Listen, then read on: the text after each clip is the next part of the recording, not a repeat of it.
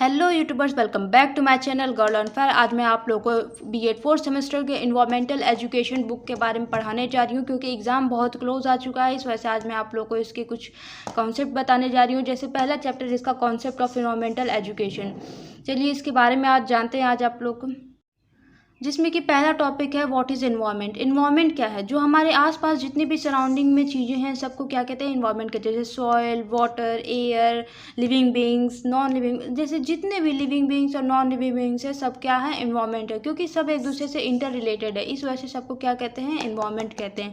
तो भाई इसका मेन क्या चीज़ हो गया कि जो भी हमारे आसपास वातावरण में जितनी भी चीज़ें हैं सब मिला जुला के, पेड़ पौधे, human beings, non living things जैसे टेबल चेयर, जो भी नॉन लिविंग थिंग्स हैं, या जितने भी लिविंग थिंग्स हैं जैसे हम लोग, इंसान, बर्ड्स, एनिमल्स, जितनी भी चीज़ें हैं सब एक दूसरे से इंटर रिलेटेड है। सब मिलके क्या बनाता है? इन्वायरमेंट बनाता है। एयर, वाटर, जितने भी सराउंडिंग में चीज़ें सब मिलके बनाता है। चलिए आज हम लोग इसके कैरेक्टरिस्टिक के बारे में समझते हैं। इसके कैरेक्टरिस्टिक क्या है? Characteristic and definition of environmental education. इसमें बोला है कि इन्वायरमेंटल एजुकेशन क्या है। इन्वायरमेंटल एजुकेशन में दोनों बायोटिक और एबायोटिक कंपोनेंट दोनों आते हैं। जैसे कि बायोटिक कंपोनेंट्स में आता है जितने भी हमारे एनिमल्स, प्लांट्स, लिविंग बीइंग जितने भी हैं सब क्या आते हैं? हमारे बायोटिक कंपोनेंट है। और एबायोटिक कंपोनेंट में जैसे लिक्विड, गैस, वाटर, ये सब क्या है? एबायोटिक कंपोनेंट है। ये सब नॉन लिविंग थिंग्स हैं।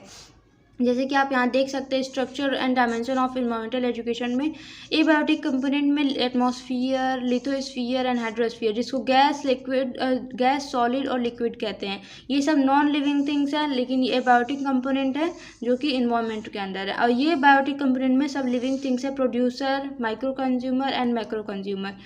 ठीक है, देखिए इसमें एबायोटिक कंपोनेंट में इसको भी 3 सेक्शंस में डिवाइड किया गया है, जिसमें पहला है हर्बीवोरस, कार्निवोरस एंड ओमनिवोरस। जिसमें आप जानते हैं कि हर्बीवोरस जो पेड़ पौधे सिर्फ मतलब पत्तियां खाता है, हरे घास, जो मांस नहीं खाता। कार्निवोरस जो मांस खाता है। और ओमनिवोरस जो सब कुछ खाता है, उसको कहते हैं। तो कहने का मतलब वही है कि सब मिलजुल के क्या आपस में सराउंडिंग में रहते हैं, तो इसको क्या कहते हैं? इन्वायरमेंट कहते हैं। ये इसके स्ट्रक्चर है। चलिए आगे बढ़ते हैं। अगला टॉपिक है टाइप्स ऑफ इन्वायरमेंट। इन्वायरमेंट के टाइप्स क्या क्या हैं? पहला है नेचुरल इन्वायरमेंट, दूसरा है man made environment. Natural environment किसे कहते हैं? जो कि नेचर द्वारा बनाया हुआ हो, मतलब जो कि पहले से ऑलरेडी बना हो। जैसे पेड़ पौधे, ये हम तो नहीं बना सकते ना, ये नेचुरली मेड है, इस वजह से ये नेचर के अंडर आता है। तो जो भी नेचुरली मेड है वो उसको नेचुरल इन्वायरमेंट कहते हैं। और जो मैन मेड, जैसे टेबल चेयर, जो गार्डन, ये सब हम लोग बनाए हैं, तो ये मैन मेड इन्वायरमेंट है। इसको हम लोगों ने सुंदरता के रूप में बनाया है। जैसे पार्क जाते हैं तो वो इंसानों ने बनाया है ताकि वातावरण वहाँ का सुंदर लगे तो लोग आएँ, तो वो मैन मेड इन्वायरमेंट हो गया। नेचुरल इन्वायरमेंट जैसे फॉरेस्ट पहले से और ऑटोमेटिकली बना हुआ है, तो उसको क्या कहते हैं? नेचुरल इन्वायरमेंट कहते हैं। जैसे पॉन्ड, ये सुंदर सुंदर इलाका, जैसे रॉक्स, माउंटेन्स, ये सब चीज़ नेचुरल इन्वायरमेंट में आता है। देखिए मैन मेड इन्वायरमेंट को भी 3 सेक्शन में डिवाइड किया गया है। पहला physical environment, social and cultural environment and psychological environment. इसको भी 3 पार्ट में डिवाइड किया गया है। ठीक है, देखिए इसमें सेम वही चीज़ दिया है। नेचुरल इन्वायरमेंट में क्या क्या चीज़ें आती हैं, इसमें भी एबायोटिक और बायोटिक फैक्टर दोनों हैं। नॉन लिविंग और लिविंग थिंग्स दोनों आते हैं। कुछ जैसे जीव जंतुओं को भी पहले से बने हुए हैं। हम लोग तो जीव जंतु बना नहीं सकते, तो ये पहले से बने हुए, तो वो लिविंग थिंग में आते हैं। पेड़ पौधे ये भी लिविंग थिंग है। नॉन लिविंग थिंग में जितनी भी चीज़ें हैं जो कि नॉन लिविंग थिंग है, रॉक्स, माउंटेन्स, ये सब चीज़ नॉन लिविंग थिंग है, तो ये नेचुरली मेड है, इस वजह से इसको एबायोटिक फैक्टर जो कि नेचुरली मेड है, इस वजह से इसको इसके अंडर रखा गया है। देखिए एबायोटिक नेचुरली इन्वायरमेंट में क्या क्या है? Solid components like mountain rocks, liquid components like lakes, rivers and gaseous component like oxygen gas, nitrogen gas. देखिए क्या है, ये सारे एबायोटिक मतलब नॉन लिविंग में आते हैं। और बायोटिक कंपोनेंट में क्या क्या है? जैसे लिविंग ऑर्गेनिजम्स, माइक्रो ऑर्गेनिजम्स, जैसे प्लांट, एनिमल्स, ये लिविंग थिंग्स हैं, देख रहे हैं ना, जो सांस ले सकते हैं उनको कहते हैं लिविंग थिंग्स।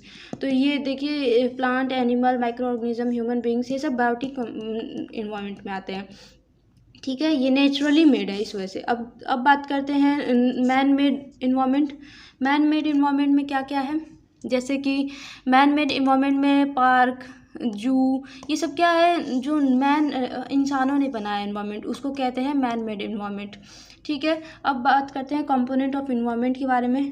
तो देखिए नेचर में क्या क्या कंपोनेंट है, जैसे लैंड, एयर, वाटर, क्रिएचर्स, ये सब नेचर में है।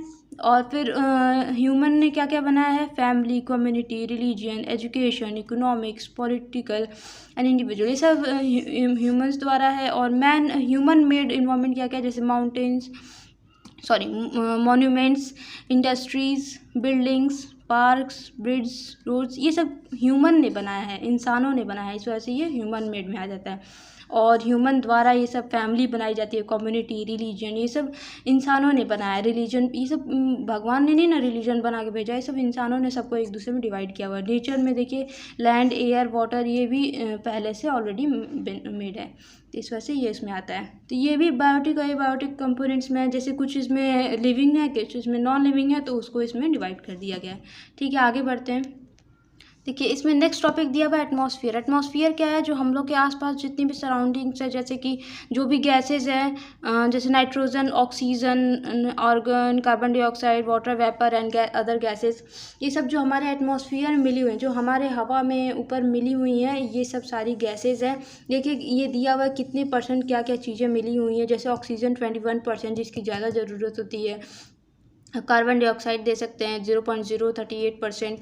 ठीक है, फिर देखिए और एटमॉस्फेयर कई सारे स्फीयर्स में डिवाइडेड है, जैसे कि ट्रोपोस्फियर, फिर स्ट्रेटोस्फियर, मीसोस्फियर, थर्मोस्फियर, एनिकोस्फियर, वो लेयर बाय लेयर है। पृथ्वी से कितने तक की दूरी है वो उसके अकॉर्डिंग इसको डिवाइड किया गया है, नीचे से ऊपर 1 2 3 ऐसे करके डिवाइड किया गया है। ठीक है, जितना दूर जाएंगे तो कौन सा उसका रहेगा लेवल, वो चीज़ यहाँ पे डिवाइडेड है। ठीक है, फिर हम आगे बढ़ते हैं। आया हमारा लिथोस्फीयर, हाइड्रोस्फीयर, उस एक एक करके सारे के बारे में इसमें दिया हुआ है। ठीक है, अगला टॉपिक है इन्वायरमेंटल एजुकेशन, उसकी meaning, importance, role and scope, उसका क्या मतलब है, उसकी क्या इंपॉर्टेंस है लाइफ में, रोल क्या है, स्कोप क्या है, सब इसके बारे में दिया हुआ है।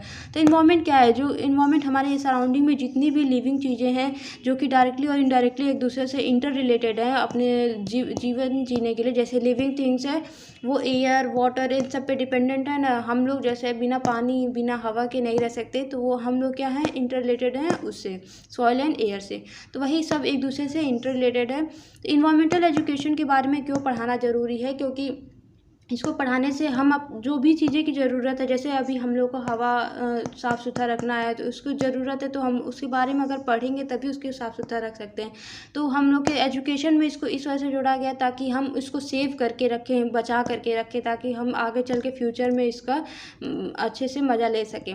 नहीं तो अगर ये ख़त्म हो जाएगा तो जीवन ही नहीं रहेगा, फिर किस चीज़ के बारे में हम आगे पढ़ेंगे। तो वही बात है कि इसको इसी वजह से पढ़ाया जाता है ताकि हम आगे चल के इसका यूज़, इसको अच्छे से बचा के रखें, प्रोटेक्ट करके रखें। जैसे अभी बोला जाता है कि प्लांट ज़्यादा से ज़्यादा लगाइए ताकि हम लोग को अच्छे से पॉल्यूशन फ्री रहें, हम लोग के वातावरण में अच्छे से ऑक्सीजन रहे, सब कुछ अच्छे से रहे।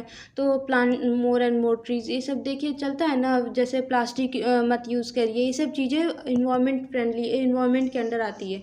तो अगर इसके बारे में पढ़ाया जाएगा तभी हम लोग इसके बारे में जानेंगे कि इन्वायरमेंट में क्या क्या चीज़ें ज़रूरी हैं, क्या नहीं ज़रूरी हैं, ऑक्सीजन क्यों ज़रूरी है, किस लिए ज़रूरी है, सब इसमें इन्वायरमेंट के अंदर आता है। तो इस वजह से इसको पढ़ाना ज़्यादा ज़रूरी होता है। और इसका मेन एम यही है कि बस हम लोग को अच्छे से इसके बारे में बताया जा सके।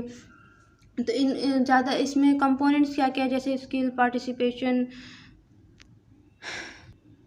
इन्वायरमेंट एजुकेशन से हम अपने रियल वर्ल्ड इशूज़ से मिल सकते हैं, मतलब हमारे वर्ल्ड में क्या क्या इशूज़ चल रही है, किस चीज़ की कमी चल रही है, क्या चीज़ ज़्यादा ज़रूरी है। इससे हम लोग अगर इसके बारे में पढ़ेंगे तभी जान पाएंगे, नहीं तो नहीं जान पाएंगे। चलिए आगे बढ़ते हैं। अगला टॉपिक है इन्वायरमेंटल डिग्रेडेशन, मतलब जो भी चीज़ें धीरे धीरे ख़त्म होती जाए, जैसे पानी की कमी होना, सूखा पड़ना, या फिर हवा में ऑक्सीजन लेवल डाउन होना, पॉल्यूशन बढ़ना, ये सब चीज़ क्या है, इन्वायरमेंटल डिग्रेडेशन है। ये क्यों हो रहा है, क्योंकि नंबर ऑफ़ पीपल्स इंक्रीज़ हो रहे हैं, पॉपुलेशन इंक्रीज़ हो रहा है, पृथ्वी पे भार बढ़ रहा है। देखिए नंबर ऑफ़ पीपल इंक्रीज़ हो रहे हैं। सबसे मेन रीज़न यही है कि जो पॉपुलेशन हम लोग का बढ़ रहा है, उसकी वजह से जो हम लोग गंदगी फैला रहे हैं उससे पॉल्यूशन बढ़ रहा है। और फिर इंक्रीजिंग अर्बनाइजेशन, जो हम लोग के मतलब बिल्डिंग्स बनाने के लिए जो हम लोग पेड़ पौधे काट रहे हैं, और एग्रीकल्चर के लिए हम लोग पूरे लैंड का लैंड साफ़ कर दें ताकि वहाँ पे खेती कर सकें, और इंडस्ट्रीज़ जो बना रहे हैं उससे जो धुआं निकलता है या जो पानी में मिक्स होता है उसका ऑयल जाके वो पानी नुकसान कर रहा है। वही मीन्स ऑफ ट्रांसपोर्ट जो कि उसमें से कार्बन डाइऑक्साइड निकलता है जो कि हम लोग के लिए बहुत ज़्यादा नुकसानदेह है। तो ये सब क्या है, हम लोग के एनवायरनमेंट को डिग्रेड कर रहा है, मतलब उसको ख़त्म कर रहा है धीरे धीरे। अगर ये सब ख़त्म होता रहा तो एक टाइम ऐसा आएगा कि हम इंसान पूरी तरह से ख़त्म हो जाएंगे। अगर इसको सेव करना है तो हमें उसको प्रोटेक्ट करके रखना पड़ेगा एनवायरनमेंट को, ठीक है। इन्वायरमेंट डायरेक्टली इनडायरेक्टली रिलेटेड है ह्यूमन से, ह्यूमन हेल्थ से। अगर इन्वायरमेंट डिग्रेड होगा तो ह्यूमन हेल्थ भी डिग्रेड होगा, ठीक है। फिर अगला है role of education in creating environment awareness. Education की मदद से ही हम इन्वायरमेंट के बारे में बहुत अच्छे से जान सकते हैं कि उसमें क्या कमी हो रही है, कैसे है, क्या चीज़ और ज़्यादा ज़रूरी है।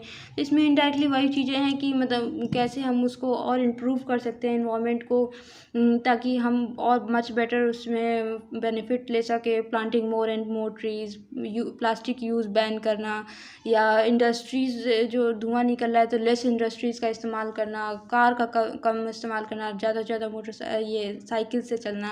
ये सब अगर हम लोग अवेयर रहेंगे तभी ये सब कर पाएंगे, नहीं तो ज़्यादा से ज़्यादा इसका यूज़ करेंगे तो धीरे धीरे ये कम ख़त्म होता जाएगा, ठीक है। तो अगर इसके बारे में अवेयर रहेंगे तभी इसको जान सकते हैं। तो इसमें सबसे ज़्यादा मेजर रोल तो एजुकेशन ही प्ले करता है, इस वजह से एजुकेशन को इसमें सबसे ज़्यादा महत्व दिया गया है। आई होप आप लोग को मेरी क्लास अच्छी लगी होगी। अगर अच्छी लगे तो आप अपना टॉपिक कोई बता सकते हैं जिसके बारे में मैं वीडियो बनाऊँ। Thank you guys, bye.